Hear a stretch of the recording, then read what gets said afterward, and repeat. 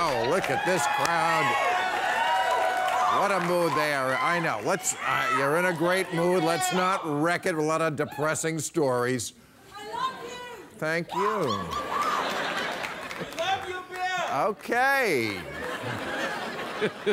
Let's just all get out of our system. We all love me, right? I mean, come on. All right. Oh. It's my show. I hope I get fans here. You know, it's not like we're at the farmer's market. It would be different. But let's start with the good news. Unemployment rate at the lowest level since 2008. This is pretty good. And it's going to get even better because they're predicting a lot of new hiring in the new field of Ebola cleanup. I think that's... Yes, Ebola is now our #1 threat. Fuck you, ISIS. Every week I got to get that, ISIS. No. And you know what happened, of course. A man with Ebola from Liberia flew to Texas and went to the hospital, got home sent home, you know, a couple of aspirins, walk it off. So he went home where, by the way, just yesterday they got around to cleaning up the Ebola blankets. I mean, what the hell is going on in this country? I think it'd be funny if Mexico built a wall to keep us out. Yeah. Sorry, whitebacks, but the law's the law.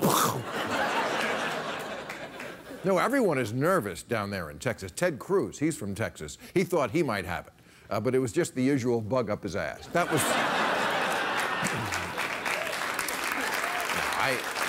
I wouldn't worry because, of course, standing between all of us and a wider outbreak are the governing skills of Rick Perry. And he put on his smart glasses yesterday, so I feel very good about that. No, it's got to be tough for Rick, because when you're a Republican from Texas, Ebola, that's a head-scratcher. I mean, you can't deport it, you can't execute it, you can't cut its taxes. What the fuck do you do?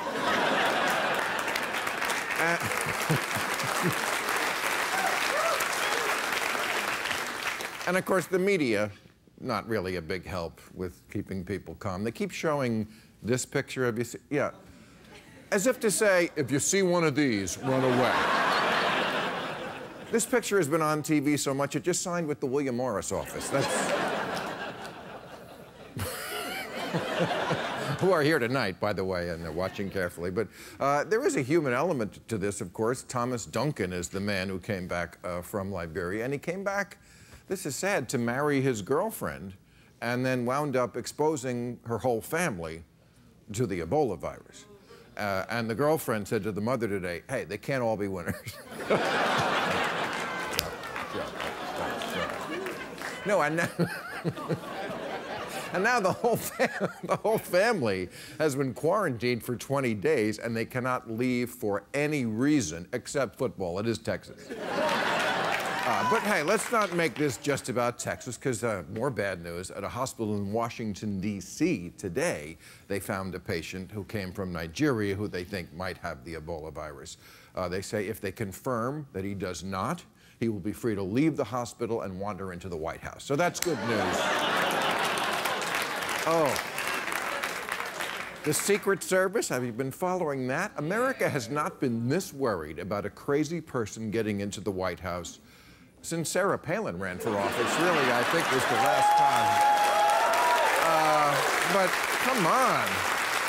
I mean, all week we found out, every day we found out something worse than the day before. First, we found out that the original intruder, the one last week, got way further than we thought, nearly made it into the residence. He might have gotten even further, but he collided into another guy who was breaking in. That's how bad it is over there. And no, every day some shocking new revelation about the incompetence. Today we found out a man posing as a congressman got backstage with the president at some event, and the director, of course, had to resign when it came out that the president was in Atlanta a couple of months ago on an elevator with just some guy who got on the elevator with a gun. He's got a criminal record.